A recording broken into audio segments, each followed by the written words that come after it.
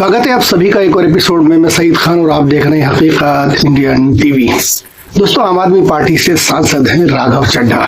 Profession से वो वकील है और निहायत ही काबिल आदमी है। उन्होंने राज्यसभा में शून्यकाल के दौरान आर्टिफिशियल इंटेलिजेंस का मुद्दा उठाया। उन्होंने कहा कि अमेरिका के पास चैट जीपीटी, जेमिनी, ग्राफ और चीन के पास डीप सीक जैसे एआई मॉडल हैं, लेकिन क्या भारत अपना जनरेटिव एआई मॉडल बना पाएगा? बना नहीं पाएगा। भारत के पास एआई मॉडल था।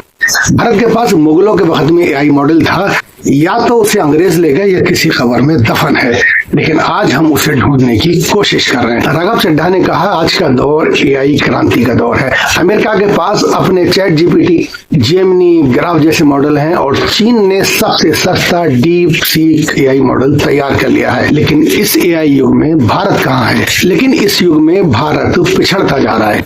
क्या भारत अपना कोई एआई मॉडल बना पाएगा? उन्होंने कहा कि 2010 से 2022 तक दुनिया में जितने भी पेटेंट रजिस्टर्ड हुए उनमें से 60% हिस्सा अमेरिका का है और 20% हिस्सा चाइना का है। यानी कि उन दो देशों के पास 80% हिस्सा है और बाकी दुनिया के पास 20% हिस्सा है, जिसमें भारत का हिस्सा 0.5% है। भारत की एक बड़ी आबादी एआई फोर्स का हिस्सा है। 4-5 साल में चाइना और अमेरिका ने इस प्रोजेक्ट पर, इस रिसर्च पर बहुत पैसा खर्च किया है। हैरानी की बात यह है कि एआई वर्कफोर्स का जो विदेशों में हिस्सा है उसमें से 15% भारतीय हैं। यानी कि भारतीयों के पास दिमाग की, टैलेंट की, प्रतिभा की कोई कमी नहीं है। 4.5 लाख भारतीय एआई प्रोफेशनल्स के तौर पर विदेशों में काम कर रहे हैं।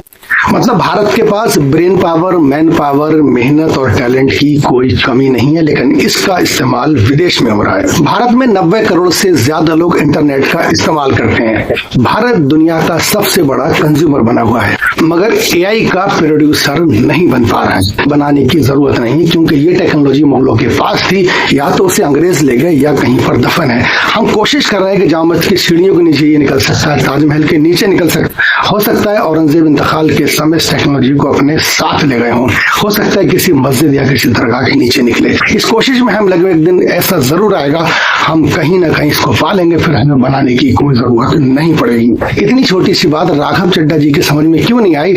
और हैरानी की बात है, किसी ने उन्हें ये बात बताई भी नहीं कि हमारे पास ये टेक्नोलॉजी, हमें बनाने की जरूरत नहीं है, बस हम तलाश रहे हैं कहां पर ये फार्मूला उन्हें मिलेगा। दोस्तों, इस वीडियो को दूसरों में भी शेयर करें और जिन लोगों ने चैनल सब्सक्राइब नहीं किया वो लोग चैनल को भी सब्सक्राइब कर लें। बहुत बहुत